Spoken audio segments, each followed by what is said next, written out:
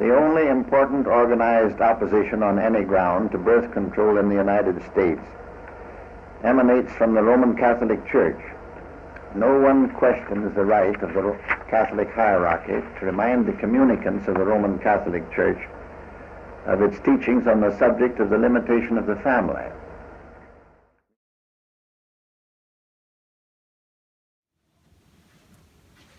The history of the oral contraceptive has been fought on a bipartisan level over the past 45 years. This split has caused the politicization and further division of Americans over the topic of birth control and even abortion. Today, we see that due to this politicization, the oral contraceptive controversy is a political one rather than a moral one, in which court cases and even elections regarding the controversy reflect the two bipolar political sides. Though the oral contraceptive was not developed until the 1950s, the concept of birth control itself, as well as the controversy surrounding it, has been prevalent in the United States for more than a century. Around 1838, the first rubber condoms were developed, but the movement for birth control rights did not fully emerge until around the 1870s, when suffragists promoted sexual abstinence to control one's pregnancies. However, they were met with opposition, such as the Comstock Act of 1873, an act outlawing materials relating to contraception or abortion being sent by mail, and President Teddy Roosevelt himself condemning birth control as causing race suicide. With the beginning of the 20th century, Bohemians, left-wing radicals, and feminists embraced contraceptives in the revolutionary practice of sexual liberation, earning criticism for their immoral, unrestrained sex. After World War I, birth control came to be viewed not as a women's liberation movement, but as a push for family planning in an increasingly overpopulated society. Though many Americans stood against birth control for its immoral and radical implications, contraceptives became more accepted during the Great Depression, when the staggering economy frightened middle and upper class Americans into practicing family limitation. The Birth Control Federation of America emerged during this era in 1938, later to become Planned Parenthood, which focused on family planning rather than women's individual rights to birth control. It was only after World War II that the oral contraceptive pill was developed, in the 1950s. Though it was not approved by the Food and Drug Administration until 1960, 2 of 3 Catholics said that the Church should approve of it during the 1950s, and over 500,000 women were already using it by 1959. By 1967, the United States was consuming more than half of the world's contraceptive oral pills. Advocates of the pill supported it as a method of enabling women to better plan their pregnancies, so that they could achieve more educational and wage-earning opportunities, and avoid having children that they could not support financially. As population control emerged as a major political issue around the same time that the oral contraceptive pill was legalized, leaders of major political organizations and other supporters saw the oral contraceptive as an effective way of preventing overpopulation. Those who resisted against it expressed conservative and religious concerns that the pill would incite increased sexual permissiveness and a destruction of family morals. Medical concerns over the side effects of the pill became a major concern after it was legalized, as FDA teams and other established medical practitioners investigated how the high doses of hormones of the original pill would impact women's health.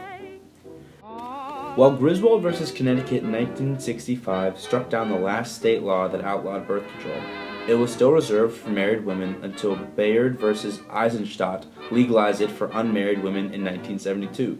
This decision was resisted for so many years because of concerns that distributing contraceptives among unmarried women would decrease marriage rates, increase the number of children born out of wedlock, and heighten inclinations toward abortion. Others promoted its ability to prevent unwanted pregnancies among underprivileged persons that did not have the resources to care for their children properly. Through the 1970s and to present day, much of the controversy surrounding birth control shifted to debates over abortion rights, and if the oral contraceptive was contributing to the recent rise in abortion. Initially in 1973, Roe v. Wade established that individual women had the right to decide if they wanted an abortion within the first 3 months of pregnancy, but has been challenged by many cases since, such as Planned Parenthood of Southeastern Pennsylvania v. Casey in 1992, which established that states could impose different limitations on abortions. Today, the debate on the birth control pill is no longer a debate on whether the pill could be classified as abortifacient or not, but rather a debate on what it means for women's freedom and equality here in America. The debate has not only come up in presidential campaigns like the one in 2012, but has also shown up in feminist blogs all over the states. In 2012, Obama versus Romney, Obama showed support and defense for women and advocated for affordable reproductive health services, these including preventative care measures. In contrast, Romney openly rejected the subject, saying that he would rather speak about economic issues affecting the country rather than social ones. With Obama's Affordable Care Act passed in 2010, insurance coverage for contraceptives was now the responsibility of the employer with no deductible copay. This includes religiously affiliated employers. Upon hearing this decision, Catholic schools and other religiously affiliated institutions like hospitals began to protest. Since the act was passed, there have been many cases that have touched on the fairness of this issue. The Hobby Lobby case of the recent year 2014 specifically ruled that the small businesses and companies owned by religious families were not required to pay for contraceptive coverage for their female employees. I'm Charmaine Yost. I'm the president and CEO of Americans United for Life, and we'd like to start today by saying thank you to the Green and Hahn families for leading the charge in defending our fundamental American right to religious freedom and freedom of conscience. We may say it is a narrow ruling because Taco Bell and Walmart can't opt out, but it is still an enormous expansion of corporate rights and of the refusal from the laws that are passed to create benefits for everybody. In contrast, big businesses are required to pay, which offers coverage for a greater amount of employees in this country and is more readily accepted by the female population. Back in the late 1970s, the sales of the birth control pill started to decline by a 24% rate due to the growing concern about the health risks associated with it.